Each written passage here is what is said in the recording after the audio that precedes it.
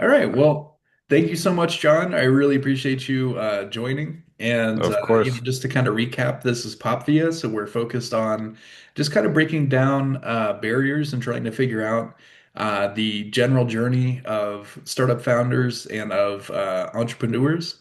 I know that you work 9 to 5, but you're also Mhm. doing some stuff on the side. Yeah, So let's dig into what you're just working on the side for now, and sure. we'll get started there. Sounds good. I've been working on like building products and newsletters and SaaS products for probably better part of the last 20 years, I would say, something like that, 15, 20 years. On the side currently, my focus is on two products that I just launched. One is called AutoChangelog.com, which is basically, I mean, it's in the name. It's automatically generate change logs from your GitHub repositories. And other projects that I've released recently is called preflight.sh. It's a launch readiness scanning tool, a CLI tool. I also running a couple of newsletters more in the photography niche, one called Daily Photo Tips and the other one called the dailypreset.com. And I've been running photography sites for 20 years, 15, maybe something like that. As long as I've been working on building products too. So yeah, it's been a long time. Well, Yeah. cool.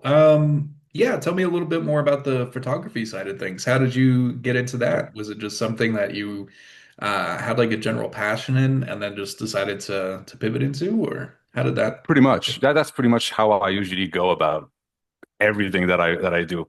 If I can scratch my own itch and I have like a genuine interest in something, that's I'll just go ahead and turn it into a business Right usually. on, man. Yeah, that's what I usually do. So the photography stuff, I was just interested in photography in general. Like, bought a camera, was like interested in shooting, but I didn't find much value in tutorials and stuff. So I figured, screw it. I'm gonna just write my own tutorials Heck yeah. and write my own ebooks, do presets. And so I started doing that. Um, so I launched a site, I think it was 2012, if I remember correctly, called contrastly.com. And I ran that for about 10 years before I sold it in 2021, 2022, around there. And from that, I built an audience there, a pretty big email list as well, about 100,000 subscribers over there. Wow. Yeah, it was a lot of work, but it was kind of worth pretty much. I mean, it was worth it. Uh, and before I sold that, the guy I sold it to became my co-founder into the other two newsletters, Daily Photo Tips and the Daily Preset. Okay. So I sold him one site, and then we launched two other sites, and now we're still running. He's still running the other one, and then we're running the other two newsletters together. I'm more of the technical side, more content side, and he's more on the marketing side of things, like getting newsletter subscribers and all that stuff. And I'm more on the content side. So Nice. yeah, yeah, Yeah, sorry, just taking notes while you were talking. absolutely. Love that. Perfect. Okay, so let's dive into the you said you had an email list of 100K folks. How did you Mhm. get the ball rolling on that? I mean, that's a heck of an accomplishment. Yeah, yeah, it's a significant number of subscribers for sure. When I started Contrastly, I had no idea what I was doing, to be completely honest. Like most projects, like most of us, we just winging it at first, right? That's usually how it goes. So I basically just launched the website as a blog. It was just articles 3 times a week. And then it took me about 3 years before I decided to actually launch a newsletter on there. So around 2014, 2015-ish, I launched a newsletter. And because at the time before that, there was a thing called RSS feeds that were very popular. And I had a lot of subscribers to my RSS feed. And I figured that technology is kind of dying. Let's move that over to newsletter subscribers. So I basically spin up a Mailchimp account and put a form on the site, and people started subscribing, and they started subscribing more than I initially thought that they would. And then before I knew it, a couple like 6 months in, I had like 10, 12,000 subscribers already. And the Wow. articles were getting a little traction on social media and on search engines, on Google and all that. So then I started doubling down on like promoting the newsletter, adding like little fly out here and there, a little pop-up window and the annoying stuff that we all hate, but it's kind of inevitable. It Uh, works. Yeah. it works exactly. There's a couple things that I did that I think helped move the needle a bit. One of them was doing newsletter swaps, kind of like a you promote my thing, I promote your thing. We both offer like a lead magnet or an asset to the other person's list. Like scratch my back, I'll scratch yours kind of a deal. That's worked really, really well. I still do that today. Um, we also ran paid ads for a little bit on Contrastly, just Facebook lead ads basically. Mhm. Um, that worked also really, really well with a lead magnet. And other than that, it's been just organic growth. And then I've moved from MailChimp to ConvertKit, which is now called Kit, and started using the creator network that they have over there. Oh, And nice. yeah, and that's helped a lot to like just get more subscribers. And you send some subscribers to other people's lists, but they also send some to yours. So it's been like a nice little growth engine just running in the background. That's been working really well too. So that's kind of like the three main strategies I would say: newsletter swaps, some paid ads in the beginning. Don't do that much anymore, and ConvertKit. Those things have worked really really well. And I still do like the ConvertKit creator network thing with daily photo tips and daily presets too. So Awesome. yeah, thanks. Okay. So let's see, the ConvertKit side of things. How long Mhm. have you been on to that? I hear good things about Kit, but I'm not like Right, too familiar with like how it's set up. right. Yeah, I've been using them for probably I would say a solid 5, 6 years, probably. I've seen a nice. couple iterations of their platform. When I moved away from MailChimp, I moved to a platform called Drip.com or Drip.co was called back then, Mhm. which was great. But pricing was a little too much for what I was hoping to pay at that time. So then I quickly moved over to ConvertKit because it was just better price, better features, more in line with what I wanted to do. And I sort of knew Nathan Barry, the owner of ConvertKit too, from social media, chatted here and there. So I figured, just move over, let's just move all of my lists over to ConvertKit, and it's been great. The visual automations, the sequences, all the tools that they release are really like creator focused. Like you can even sell products directly to your list from within the ConvertKit platform. So like you don't even need a landing page. If you're Yeah, running an ebook or presets and things like that, assets, you can just sell them directly. It hooks up into your Stripe account. It's pretty insane technology. Like, I mean, we live in the world of AI, so like, technology, tech stacks and stuff like that are like it's kind of easy to replicate. But it's the whole ecosystem that they have that makes it just so good. So not moving away anytime soon. Yeah, awesome. I love them. I know it sounds like an infomercial, but I really genuinely love them. No, all good, man. Shout out to Yeah, ConvertKit or Kit. really. Yeah, yeah, of Well, cool. I have a couple of just kind of generic questions here that I had taken from a couple of different podcasts that course. um, I think might kind of, just jog our train of thought. There's okay, so for a purchase that you've spent $100 or less on in the past year, what would you say is the best purchase that you've made? Oh, that's a good question. Are you thinking about a recurring purchase or just a one-time thing? Because if Um, you're talking subscription, I'll immediately say Cloud Code. really? Immediately. Okay. Cloud Yes, Code. immediately. Yeah. Without a doubt, it's been the best thing ever to happen in the world of software development, if I'm honest. Okay. Saved my life a couple times, and it's helped me build stuff that I would not have built. Like even Mhm. autochangelog.com. Like I've been working with Rails, like it's a Rails app, and I've been working with that technology for 15 years, whatever. And there are things that I'm still learning about. And Cloud Code just helped me like just build some of the features that I never thought that I could actually build myself. So yeah, it's been the best investment ever. to be honest. I mean, other than like more, I mean, over $100. I mean, I could just say my MacBook, right? Like Yeah, that's kind of yeah, like that's fair. obvious. Like even a keyboard is more than even keyboard is more than $100. But like in terms of like return on investment, I would totally say Cloud Code, but Heck Claude yeah. in general. Yeah, Yeah. yeah, love it. Yeah, I have a similar experience with Cursor. I'm just Yeah. well, I guess I've been using Claude Code technically because I've been using Opus 4.5 for pretty All much right. everything. So, Nice, nice. You like it? oh yeah, I love it, man. Yeah, perfect. That's amazing. I think we all everybody I talk to, we all have like similar experiences with cloud codes. Like once you start using it, whether it's in Cursor, Windsurf, or just the terminal thing, it's just like okay, just taking it up a notch. I think so. Yeah, Yeah, absolutely. yeah, Yeah, my CTO uses it and just nice. swears by it. I'm like, all right, Yeah, cool. I'll have to get to nice, it eventually. sweet, The nice. whole Claude Code CLI and all that stuff eventually. Yeah, yeah. I live in the CLI anyway, so I figured I mean it's just when they released that, when Anthropic released that, I was like, well, I have to. Like I'm in the CLI all day anyway at work and for my side projects anyway. So I figured, well, just one more tool, and then that's the only tool I use now. So yeah, Right on. it's amazing. It's crazy how far Um, we've come, to be honest. Yeah, shoot, man. I remember subscribing in like 22 or 20 back in night excuse me. I am blanking right now.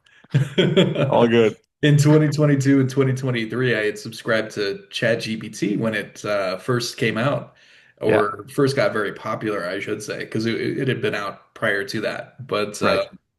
yeah, I've been a subscriber since then, and I am just a huge fan of how they've implemented pretty much everything to be like very personalized, have very consolidated projects and Hmm. all that stuff, and have everything kind of reference each other as Yeah, well. I find is like super beneficial. But yeah. Love it. yeah, okay, cool.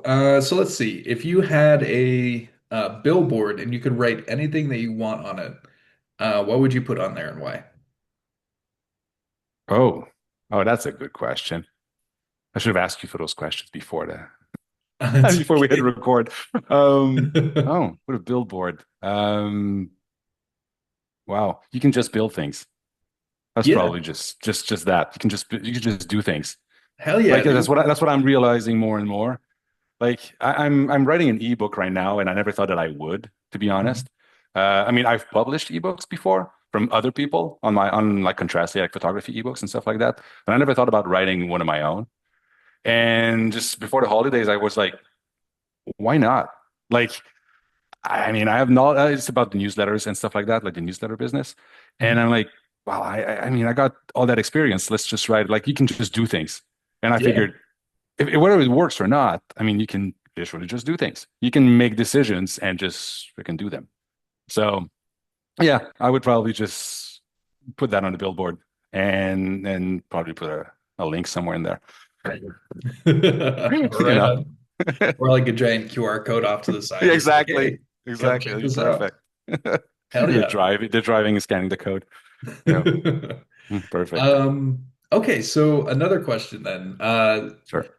Along those lines, what sort of stigmas and barriers would you like to break down well, just in general? Um, Hmm. Um, that's another good question. Stigmas and barriers. Well, I think there's one thing. It's like I guess it piggybacks on the like you can just do things. That people think that they don't necessarily have certain skills. mhm, And with AI and everything that's technology, how it's advancing, how good it is these days, I mean, you can literally just do things, just go back on that.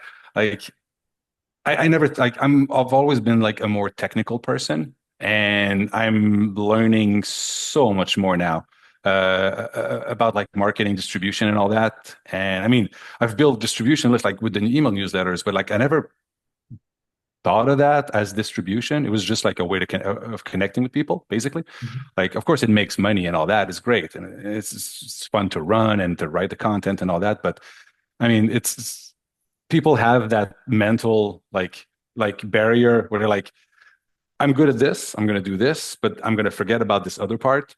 And that I think that's something that people should just try to break free for that, because like whether you're a technical person or non-technical person, you can do the other thing Mhm. really, really well with the tools that we have available today.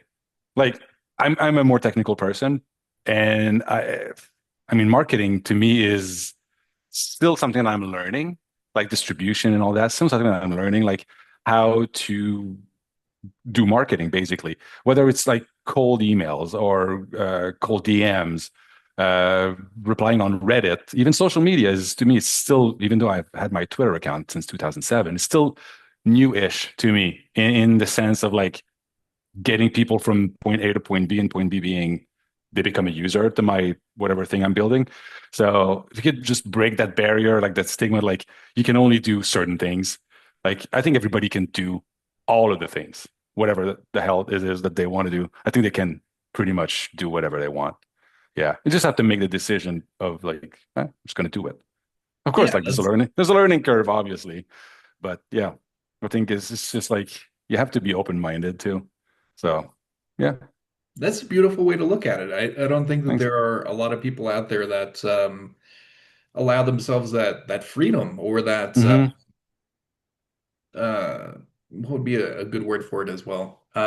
Just ability to put themselves out there to really Yeah. develop all those things. Um, Hmm. yeah, Nice. just do things, man. Yeah. Yeah, you can. Yeah. That's the beauty of it. You just you can. Yeah. Nothing's stopping you. Yeah. Right on. Yeah. Early in your journey, did you run into any sort of blockers like that, or was it something where you just kind of slowly over the course of the years just been like, oh man, I can just produce stuff now. It was such a slow thing for me. I mean, like I said, I've been working like building products and stuff for like 20 years, roughly, like since 2005-ish. And it's been just a really, really slow thing. I know like these days things are accelerating really, really quickly, but like back Mm. in, I don't know, 2009, I mean, you had to really look for information. You had to really like subscribe to the right channels on YouTube to really find the right stuff. To go on Stack Overflow, which is I don't even know if it's a thing anymore. Like to find answers to your development questions and stuff like that. So for me, it's been a really, really slow process. I mean, I wish I could have had access to tools that we have today back like 10 years ago. We've been so much further along now. But I mean, it is what it is. I kind of envy people starting like today, or like that started like 2 years ago. Like they get access to those tools like right away. So it's pretty amazing. For me, it was like so slow. To be honest, it was so slow. I mean, it didn't feel slow when I was like in the thick of it because you're just that's the reality. That's just you're learning at the pace of the technology that you have at that point in Yeah. time. But like when I look at how things are advancing today, or how rapidly it's going, like it's just crazy. And I wish I had those tools back then. But yeah, it was slow. It was slow. Just one step after the other. A lot of trial and error. So much like it is. But like all of those things also shaped how I approach things now. Like Mhm. there's probably a ton of mistakes that newer people that are newer to the game probably would make. And I'm like, yeah, I'm not going to do that because I've learned that 16 years ago or whatever. Like, Yeah. you don't do this or you do that instead, or you work on a certain way, or like you do certain standards or whatever. But like people that are just learning now, of course, they have more tools, but it's also like something that can make it like failure happens more rapidly also, Mhm. which it's not a bad thing. I mean, fail fast, that they say, right? Yeah. Yeah, but it's been slow. Well, cool. I find it so much faster now. I mean, yeah, I agree. yeah. So okay, so on that topic of, I guess, failing fast, what sort Mm. of lessons have you learned that took you a while to kind of uh, I guess just kind of accumulate or like think about in hindsight, like what did you um sorry, these questions are a little bit tough just after the holidays and I've got Hey, no I've got worries. 80s on the brain. I All good, all appreciate you good. being patient with me. But yeah, just tell me a little bit more, I guess, about some of the stumbling blocks that you've run into throughout the process and hmm kind of how you overcame some of those hurdles. Um, there's one thing that I always do is, and I'm really anal about it. I write everything down, Nice. literally everything. Like my Apple Notes app. It's on my computer, it's on my phone, and I'm so glad that it syncs through iCloud because I'll just be like waiting in the car somewhere. I'll just write something down. I pick it up later on, like documenting things. And I wrote an article about this on my site. Like Mhm. documenting everything to me has been the best thing. I know like you can find information very easily now, but like you can't find like ChatGPT is not or whatever AI is not going to be able to tap into your own experiences if you don't tell it. So you have to Yeah. kind of like, I mean, those things in my head. So I have to put them down, like and write them down somewhere. And I'll ask AI to just analyze, like psychoanalyze me, and this, it happens. Um, but like writing everything down and documenting everything has been the most like absolute game changer for me. I've been doing that for a couple of years now, and it's just like if I don't write some stuff down, first of all, I'll just forget about it. For a long time, I was like, oh well, if I forget about it now and I didn't write it down, maybe if it never pops up again, maybe it wasn't worth building or thinking about again, right?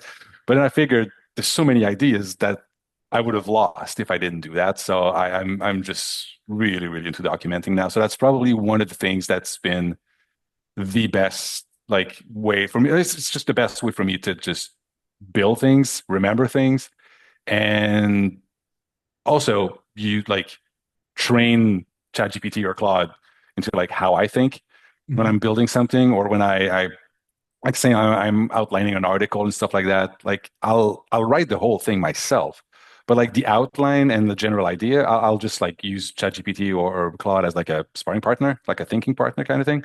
And but like if if ChatGPT or Claude don't if they don't know how I think, it just makes their output not as good as it could be. So I like to just give them like as much as possible. I don't even know if you should do that. I mean, whatever, right? We're just offloading our consciousness into ChatGPT these days, but whatever, it's working. So yeah, documenting everything and yeah, that's been the biggest differentiator for me, to be honest, the past couple of Heck years. yeah. Yeah, yeah, Yeah, sounds like a huge unlock. yeah, Because just in hindsight, then you can like go and pull all that stuff from a couple of years and just be like, oh man, what was I working on at this yeah, time or this date and just, supply it. That's awesome. yeah, exactly. Or even just like if I have an idea and I'm like, all right, I kind of know where I'm going with this. Mhm. But I need like because like I work with my 9 to 5. I work with a dev team and other people on my side projects on my newsletters and all that. It's like mostly just me most of the time. So having just being able to just I'm gonna just write everything down for half an hour, everything that comes to mind about this project, that this thing that I want to build, or this ebook I want to write, and here it is, like 7,000 words, just a brain dump. But then I would never read that, like I would never read that back. Like it would just sit there. So then like AI is just going to analyze it and go like, all right, John, here's your 18 chapters. This is perfect. I love that. Like, I mean, I Heck yeah. wrote 7,000 words, but I mean, there's no way I would analyze this and just, oh, this line is great. This point is great. I just would never do that. So, Yeah. So you have your yeah, own built-in editor. That's awesome. pretty much. Yeah. Yeah. Heck yeah. So can you talk a Yeah. little bit more about the book, or is that something that you want to keep under wraps for now while you're developing I was thinking of keeping on the wraps, but now that you're asking, it's called Email Growth Guide. It's basically uh, 15, 18 chapters about how I've approached building newsletters, basically. It's all the knowledge that I've gained and acquired over the past 10, 15 years building newsletters, like distilled into 15 to 18 chapters. I'm not set on the number of chapters yet. Um, so yeah, it's just everything that I've learned over the years, all the trial and error, all the mistakes that I've made, just trying to help people not do those mistakes. Because like, a lot of people are like, I want to start a newsletter. Great. And then what? Like you got the little form on your website and then nothing happens. And That's where I'm like, sitting right now, so I would there love you this go. one. I can send you a preview copy once I'm done writing it. Awesome. Yeah, sure. Well, And it's friends like pay for friends content, so whenever it comes out officially, let me know, and I will perfect. definitely make sure to purchase a copy too. Amazing. Thank you so much. But yeah, it's just everything that I've learned. I noticed recently that especially on X, I don't know about like other social platforms, but on X is just amazing for this. Like so many people are looking for ways to grow their business and all that, and email always comes up. It's always like, oh yeah, what are you doing for your distribution or marketing? Oh, I got an email list. Okay, and then what? You just got a form on your website. That's great. It's like you need one, but like there's so many other steps that you need to take for the newsletter to actually make make a difference in your business, and it can make a massive difference. Like I mean, on Contrastly, I know that having the newsletter was the difference between making like 20 grand a year to 300. The email list was the one thing that made the difference. Mhm. Like without that, it would have been just a little side project. But it turned out to be like this really big thing because of the email list. And then even daily photo tips and the daily preset, which are in daily newsletters. I mean, I mean, those two newsletters together combined make more than I make at my 9 to 5. Wow. So, So what's if out of curiosity, what yeah, stopped you from pivoting from the 9 to 5 to just doing your own thing? I just enjoy the 9 to 5 to be completely honest. I know it's like Okay. the most cringe cliche answer, but I just enjoy working with a team. There's projects and stuff that we do at the 9 to 5 that I wouldn't do on my own. Like that are like the scope is so much bigger than just something that I would build. And it's Mhm. great to have like experience, like senior developers that I can work with and things that I just wouldn't build on my own, like ever. So like the 9 to 5 feeds the side projects and the side projects feed the 9 to 5, like in terms of skills and like interest and curiosity.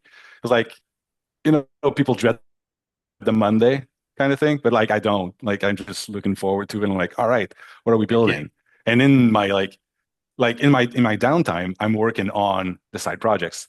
But I've built the side projects like the newsletters and the new auto changelog and preflight.sh. I've built those to be as low maintenance as possible. Like I don't spend more than 3, 4 hours on the email list a week. Like Nice. that's it.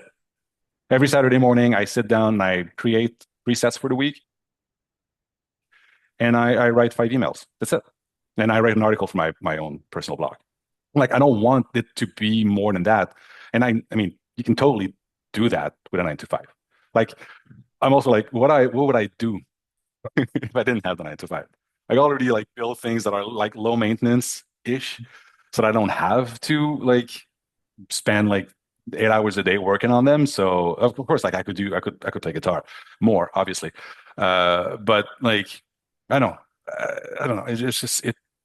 It just feels good to me to just like have a team that I can work with on some projects and have like stuff on the side. And like they're also really cool about me having side projects, even though I have like a million side projects. They're also really cool about it. I've been working with for them for like 14 years now. So Oh, awesome. One of the OGs over there. So Hell yeah. yeah. Well, cool. How long have you been playing guitar, if you don't mind me asking? I started April 14th, 1994. I don't know how long that was. I just remember the date.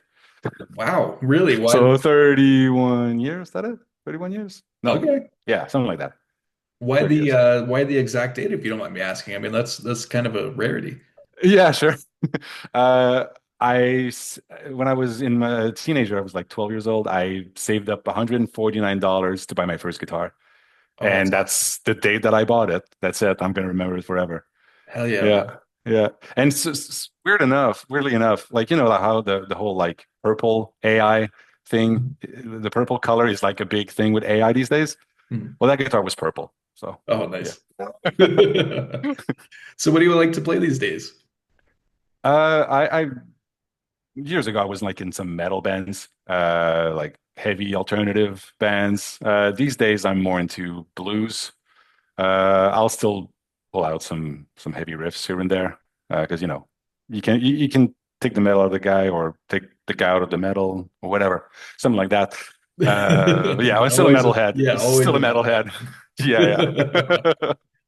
Yeah, Same. I You mean, know, I just I'll go from like super heavy stuff 1 minute and then John Mayer the next. So yeah, oh, okay. yeah.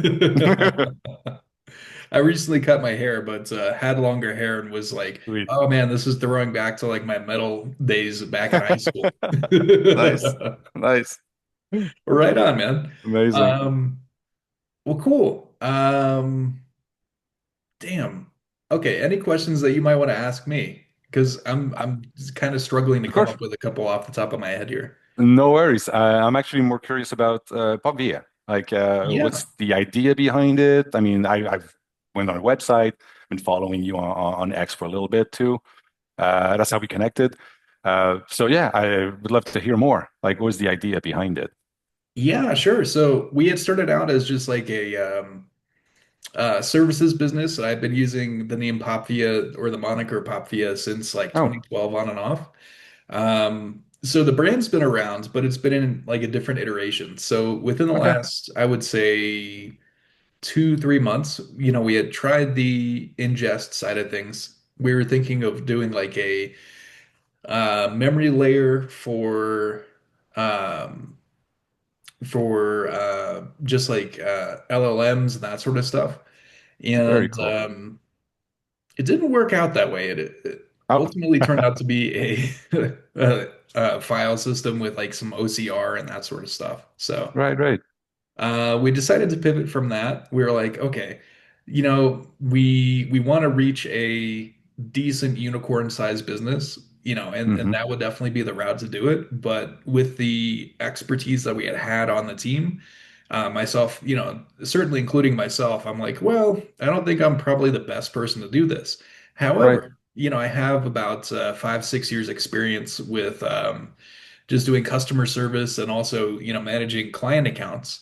And was like, Nice. well, why not just pull some, from some of my own experience? And our CTO also has some experience with customer service. So we're like, okay, cool. We've got this from like the founder perspective. We know what it's like to deal with, Nice. somebody as just a customer, and we know what it's like to be, a client or a rep, working for these Hmm. companies as well. So um, yeah, we decided to recently put together PopVia, primarily focused on just customer service.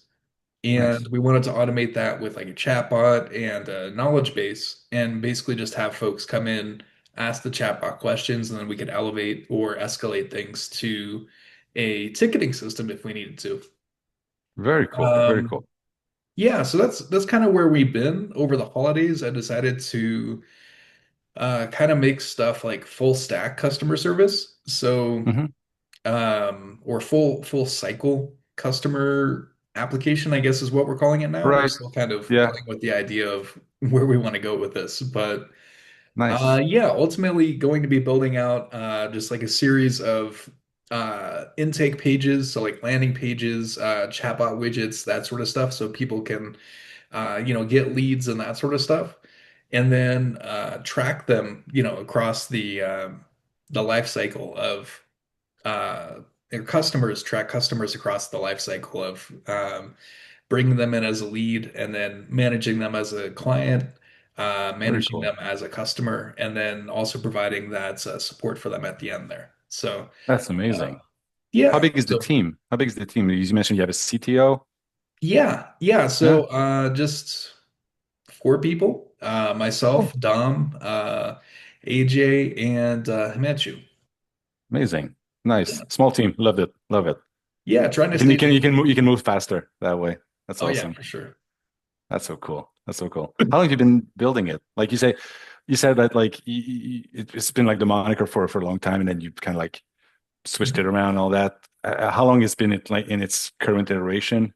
Yeah, great question. I would say, excuse me, in this current iteration, probably about a month, month and a half, Okay, sweet. give or take.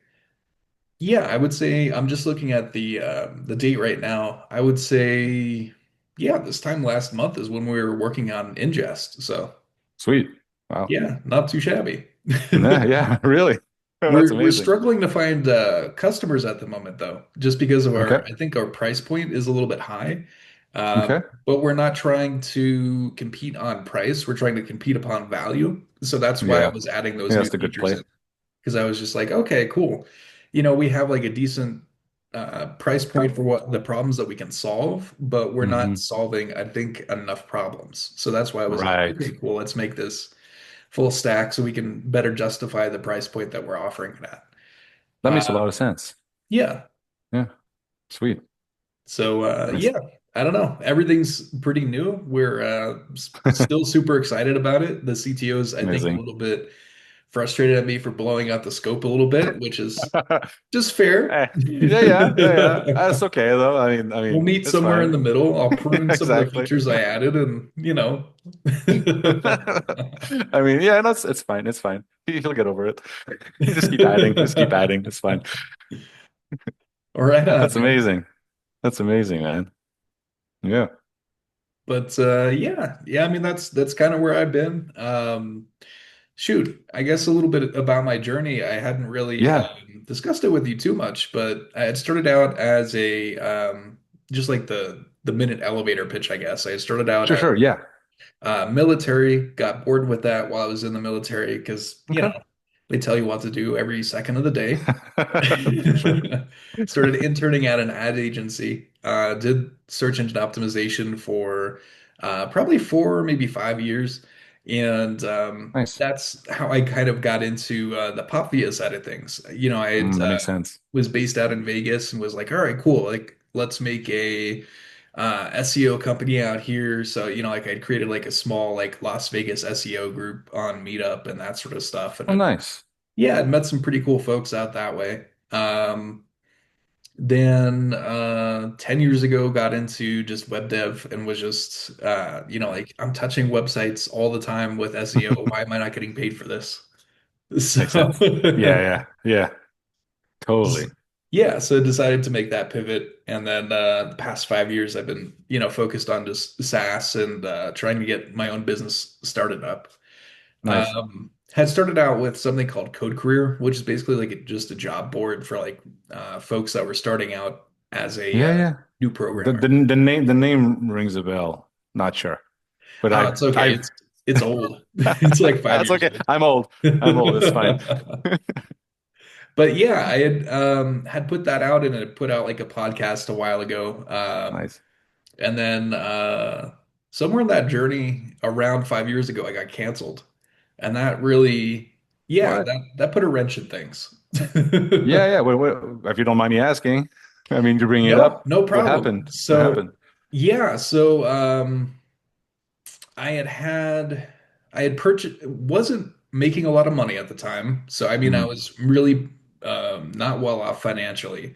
So, you can imagine like $30, $50, whatever. It makes a difference. Yeah, for sure. So, I had purchased a course from this woman named Taylor Alexis and I'm not sure if he was a co-founder or not. Okay. But anyway, I purchased a course, spent like $50 on it. It was, and this was like 2019, 2018 when I purchased it. The Hmm. course never came out. So I'm like, all Yeah. right, cool. Can I have a refund? What's going on Yeah. here? So I got Yeah. really upset and started messaging one of the creators of it. Unfortunately, this happened around the time of the George Floyd protests. Oh. So a lot of folks just saw me getting aggro on someone, a person of color, and they just Uh, thought, "Oh, this person's racist." It's like, uh, no, no, like like no, I'm just an just want my unhappy money back. customer. God. So, Uh, yeah, that blew oh, up. that sucks. Yeah, something fierce. Like I Yeah. was Doing pretty decent. Had a couple of videos on like free code camp. This is back in the day when, you actually needed free code camp. Right. Um, and they were pretty big and popular. They were doing the 100 days of code sort of stuff. And Hmm. I kind of went off their coattails a little bit. And I'm like, oh, it was just a cheesy joke. Do a 301 redirect to 301 Right. days of code. And I thought, oh, that's where the joke will stop. A couple of people were like, ah, I see what you did there. Yeah, And yeah, yeah. it actually It's a caught good one on. though. It's actually a good one. So yeah, because of 301 days of code and because of free code camp, I had actually, produced a couple of videos with them and it had gotten pretty decent in terms of like size of audience and that sort of stuff. Nice. And then this whole debacle happened. And Ah, yeah, God. had videos removed from Free Code Camp, lost the connection with Quincy Larson and a Uh, bunch of other folks in the industry that were like really um just a lot of people that I respected, unfortunately. hmm. Lost a lot of clout and that sort of stuff there. So, That it's my sucks. Yeah. cancellations that You got to move on from it and just keep going, I guess, right? exactly. Yeah. Oh Exactly. man. I lived Ah, under a rock for a couple of years and then I came back and I'm like, all right, you know what? Like the internet's gonna forget about it. I'm not yeah, that person, so like exactly. Well, you've been still like really, really active on X too. I don't know if that. I started following you. It's not. I haven't been following you for years, if I'm completely honest. It's just somewhere recently that I found you on X. You still have like 48,000 people on there. Yeah. Um, is that from more like the more recent, like you getting back into it, or a lot of those people were there before the whole stuff happened?